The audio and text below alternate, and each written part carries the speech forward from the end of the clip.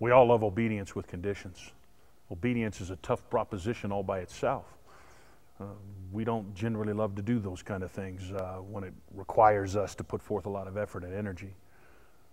But it's important. Years ago, a young lady was part of the youth group, and she was a brand new follower of Christ. She had given her life to the Lord. She was a Christian and experiencing all the joy that that comes with.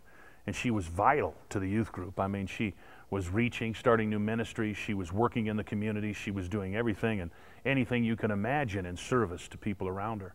Overwhelming, overpowering with how she was and who she was. And one Sunday she came to church and prepared for worship and fell on my arms crying, which was highly unusual for her. And she expressed to me that her folks had said she can't come to church anymore, that this would be her last Sunday for a long time. She was looking for me to defend her and justify her and wanted me to call her folks and say, no, she needs to be coming to church.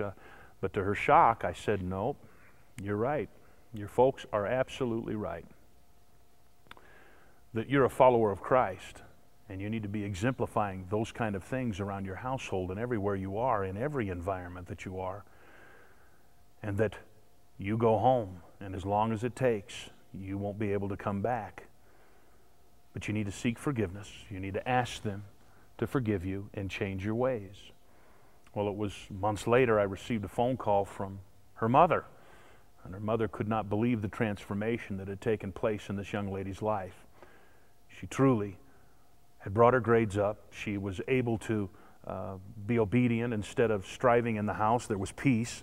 She was cleaning her room and doing her chores, and that blew her mom and dad away, and that she wanted her to be able to come back to the youth group and be deeply involved because she couldn't believe of this transformation.